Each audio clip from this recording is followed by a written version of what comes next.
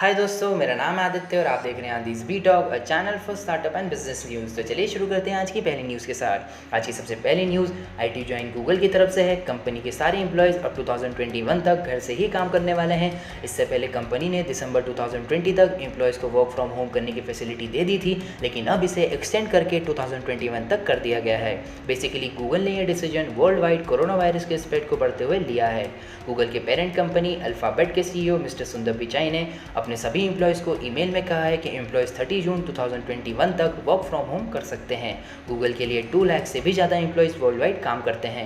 मैं आपको बता दूं कि वर्ल्ड की top tech and e commerce companies जैसे फेसबुक, ट्विटर, इन्फोसिस, अमेजॉन ने भी अपने सभी एम्प्लॉयज़ को कंडीशन बेसिस पर वर्क फ्रॉम होम करने की परमिशन दे दी है। ट्विटर के सारे एम्प्लॉयज़ अब life time work from home कर सकते हैं। वहीं दूसरी तरफ इन्फोसिस के भी 33% एम्प्लॉयज़ अब लाइफ टाइम घर से काम करेंगे।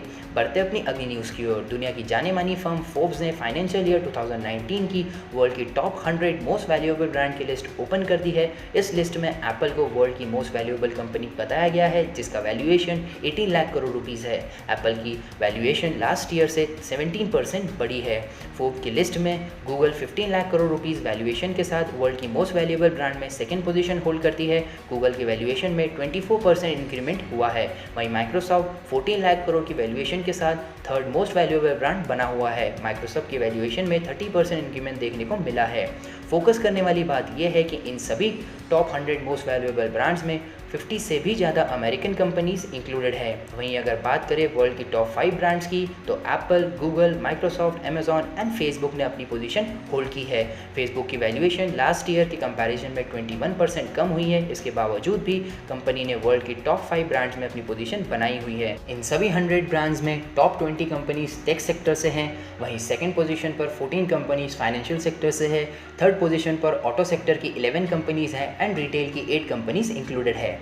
इंडियन कंपनीज के लिए थोड़ी बुरी खबर यह है क्योंकि फोर्ब्स की टॉप 100 में एक भी इंडियन कंपनी इंक्लूडेड नहीं है, क्योंकि 100 पोजीशन 59,000 करोड़ रुपीज़ के साथ वोक्सवैगन होल्ड करती है। बढ़ते अपनी अगली न्यूज़ की ओर। इंडिया चाइना पॉलिटिकल इश्यूज़ को देखते हुए अब चाइनीज़ कंपनीज़ की इंडिया में बिजनेस बढ़ाने की सारी उम्मीद खत्म हो गई है। इसी फैक्ट को देखते हुए चाइना की टेलीकॉम कंपनी हुआवे टेक्नोलॉजी ने इंडिया से होने वाले रेवेन्यू एस्टीमेट को 50% तक कम कर दिया है। इसके साथ ही कंपनी 60% से भी ज़्यादा global service centre and research and development में इंडियन स्टाफ को अपने जॉब से निकालने वाली है। कंपनी ने अपने रेवेन्यू एस्टीमेट इंडियन मार्केट में 800 मिलियन से कम करके 300 मिलियन कर दिया है। बढ़ते अपनी अगली न्यूज़ की ओर। इंडियन गवर्नमेंट ने चाइनीज़ ऐप पर एक बार फिर से डिजिटल स्ट्राइक करते हुए चाइना के 47 एक्स्ट्रा ऐप्स बैन कर दिए हैं। ये सभी ऐप इंडियन गवर्नमेंट के थ्रू बैन किए गए 59 ऐप्स के क्लोन ऐप के थ्रू काम कर रहे थे। इंडियन गवर्नमेंट ने इन टोटल 106 चाइनीज़ ऐप पर बैन लगाया है। सबसे बड़ी शॉकिंग न्यूज़ इंडियन व्यूअर्स के लिए ये है कि मीडिया रिपोर्ट के according national security end user privacy को देखते हुए 275 और ऐप्स भी इंडियन गवर्नमेंट की नज़र में हैं, जिसमें PUBG and Ali express app भी इंक्लूडेड है। अगर PUBG and Ali express national security की ब्रीच को ब्रेक करते हैं तो इन पर भी बैन लगाया जा सकता है। मैं आपको बता दूं कि सेंट्रल गवर्नमेंट ऐप्स के लिए सिक्योरिटी लॉ ड्राफ्ट पर काम कर रही है, जिसे सारे पब्लिश ऐप्स को फॉलो करना होगा। बढ़ते अपनी अगली न्यूज़ की ओर। ई कॉमर्स जाइंट फ्लिपकार्ट ने 90 minutes delivery service Flipkart quick India के स्टार्टअप कैपिटल सिटी बैंगलोर में लॉन्च कर दी है। ये सभी प्रोडक्ट्स पर एक्सेसिबल होगी जो grocery, smartphone, electric and home accessory category के अंडर आते हैं। इस लॉन्च के साथ कंपनी ने अपने बिजनेस को fresh fruits, vegetable, meets and milk segment की डिलीवरी में भी एक्सपेंड कर दिया है। इस एक्सपेंशन के लिए कंपनी ने निंजा कार्ट के साथ पार्टनरशिप की है। फ्लिपकार्ट आने वाले मंथ्स में फ्लिपकार्ट क्विक सर्विसेज को इंडिया के 6 और सिटीज़ में लॉन्च करने वाली है। कंपनी की usual delivery partner Shadowfax है। हालांकि फ्लिपकार्ट के पास अपना खुद की लॉजिस्टिक सर्विस ई कार्ट भी अवेलेबल है। कंपनी का कहना है कि ट्रेडिशनल बिजनेस अब ऑनलाइन चैनल के साथ और भी ज़्यादा कोलैबोरेट करने के डायरेक्शन में मूव कर रहे हैं, ताकि ट्रेडिशनल रिटेल बिजनेस ज़्यादा डिमांड जनरेट कर सकें।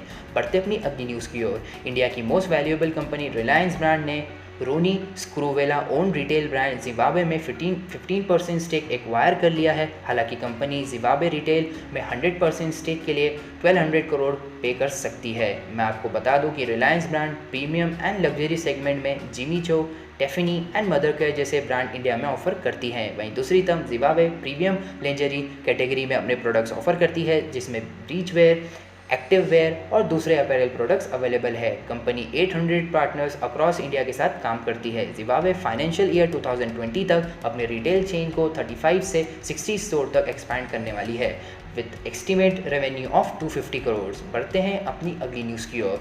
Online fruits and vegetable grocer Big Basket ने अपनी फाइनल स्टेज फंडिंग के थ्रू 800 करोड़ रेस किए हैं। कंपनी इस फंडिंग को अपने biggest competitor Grofers and PepperTap को क्विकली डिलीवरी में कम्पीट करने के लिए यूज़ करने वाली है। कंपनी ने अपनी फंडिंग को सैंड कैपिटल, जो कि American Silicon Valley $1 billion investment firm के साथ साथ International Finance Corporation and Bessemer venture partners के थ्रू रेस की है। बिग बास्केट की टोटल वैल्यूएशन 2100 करोड़ इवैल्यूएट की गई है, जिसके साथ ही कंपनी इंडिया की most valuable e commerce firm in specific segment बन चुकी है।